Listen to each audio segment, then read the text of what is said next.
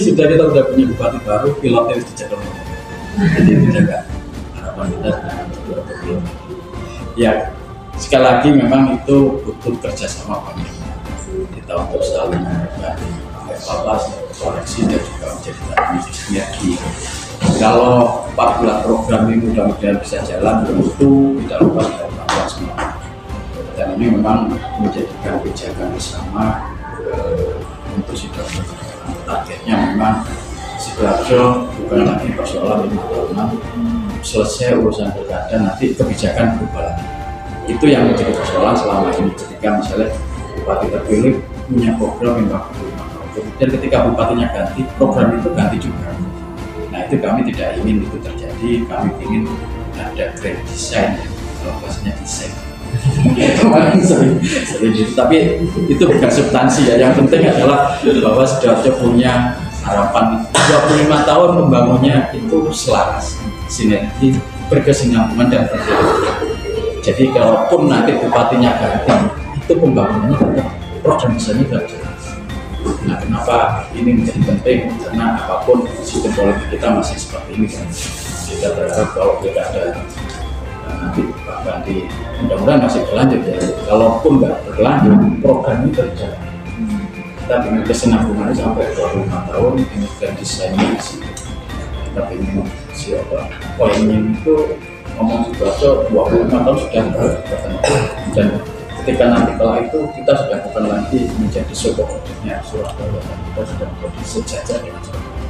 Itu harapan kita, terlepas dari persoalan politik. Ketika mungkin teman-teman anak mahasiswa atau teman-teman orang Sidoarjo keluar kota sudah nggak lagi malu ngomong sebagai anak Sidoarjo.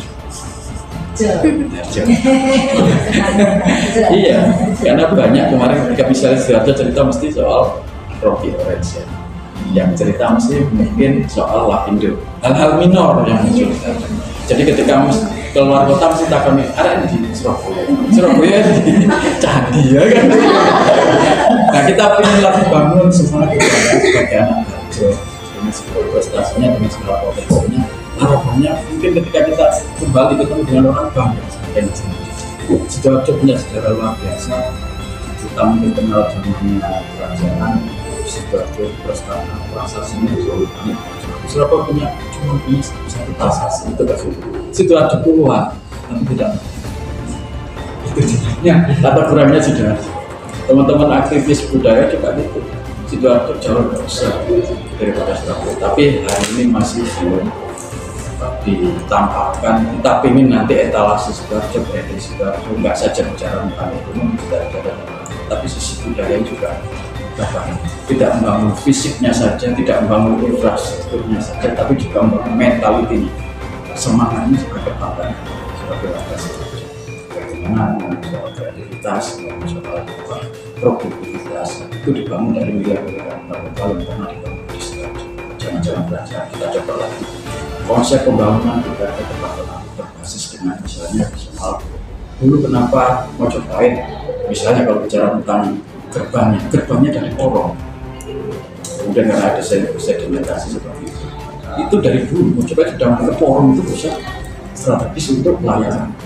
Kemudian dari Mongol datangnya juga bukan lewat Surabaya, karena Mongol dulu mercusuarnya dari Sidoarjo. Nah hal-hal ini yang kita coba lakukan lagi semangat. Memang baru langkah awal, titik awal, tapi mungkin nanti menjadi langkah besar untuk kedepan. Termasuk yang mungkin baru untuk programnya adalah munculnya Creative Space.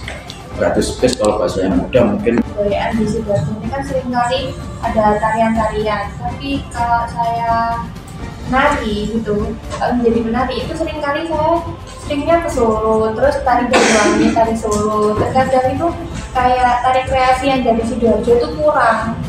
Jadi kayak semangat dari para pelatih itu kayak nggak ada semangatnya gitu Pak. Nah, itu gimana sih caranya Pak Bandi sama Bu Mimi ini untuk mengembangkan tarian khas Sidoarjo ini biar lebih berkembang aja, nggak dari tarian Banjarkemuning aja yang berkembang, tapi kan kita harus mencari tarian kreasi-kreasi lain buat dikembangkan di Sidoarjo. Kalau hari ini Sidoarjo punya punya Dewan Kesenian Sidoarjo, kita pinginnya punya Dewan Budaya juga. karena sesungguhnya Dewan Kebudayaan itu jauh lebih besar jangkauannya ketimbang kesenian, termasuk soal prasasti atau apa itu lebih tercover oleh yang kebudayaan. Ini semangatnya sama dengan Prabowo yang hari ini punya kementerian khusus soal kebudayaan. Kita juga ingin nanti meskipun tidak sampai muncul kepada dinas ya, karena prosesnya mesti panjang ini kayak macam-macam. Tapi paling nggak di teman-teman penggiat ini punya lembaga yang bisa menaungi bagaimana membangkitkan semangat dan menumbuhkan lagi. Apa yang sudah pasti lulus, pasti kompeten.